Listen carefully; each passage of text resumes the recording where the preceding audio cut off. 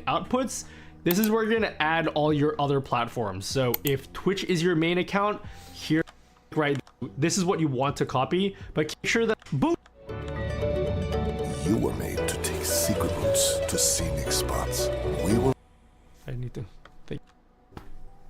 I've been informed. Try to go live on your second platform without first going live on the, by default. My use same off my Twitch. So that if you, this is the setting that tells OBS to piggyback off your built-in stream, or in my case, my Twitch stream. But you can change this. You can use entirely different settings here. So for example, anything other than the main encoder will use more resources. But the advantage of doing it this way is you can send a way higher quality stream to YouTube than you can to Twitch. Twitch capture bitrate at like 8,000 kilobits per second, but if you want to stream at like 40,000 kilobits per second just to YouTube, you can do that here. Now, if you go live, you will still get the same error.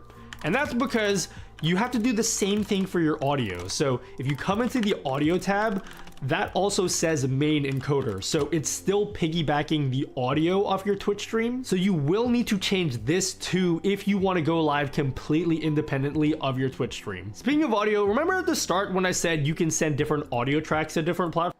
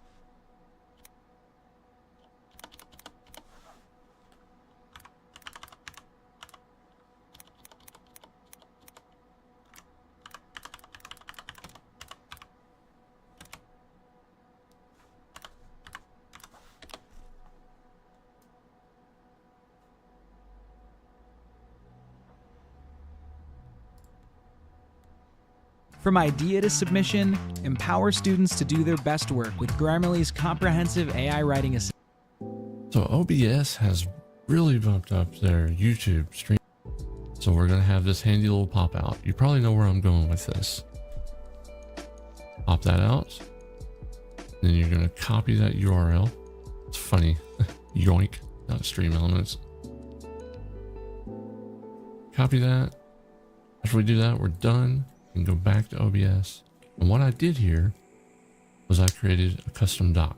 You go to Docs, Custom Browser Docs. And then that's where you'll just type in whatever you want to name it, YouTube activity, and you'll paste in here. And apply when you do that, that's okay. And then you're done. And you can just drag it in here wherever you want it. Some of you may run into an issue that I did whenever I did that. Since I had used Twitch before, it defaulted to the Twitch activity feed for my stream elements, even though I was logged in as YouTube in the browser. So the way to fix that was temporarily, I went to Docs, I created another custom browser doc.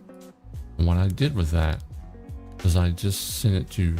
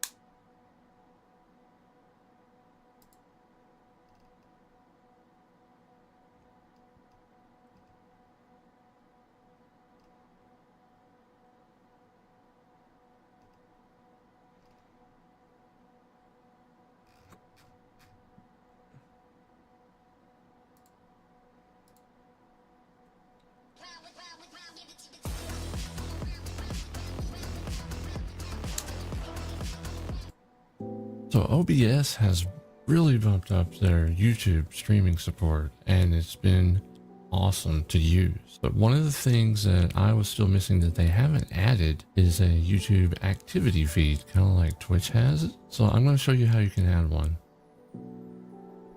So looking here, here's mine. Here's the activity feed that I'm talking about. I just like how you can manage broadcasts. We just stop and admire that from a little. We don't have to go to the YouTube dashboard or anything anymore. You can go public, gaming, set your category, everything here, your mode, whether you want low latency, ultra low, enable DVR, and just you actually create your elements installer where there are different extensions that go into OBS. The problem I have with that is sometimes you'll have some quirks with it. It doesn't work like a regular OBS plugin. If they would just release something that was a regular OBS plugin, it would be fine. Theirs also modifies other OBS files. So that means you can have some weird quirks sometimes, and then every time OBS Studio has an update, you also have to wait for Stream Elements to have an update, because they're part of it as well. It can be kind of a pain. I'm going to tell you how you can just get that going with this.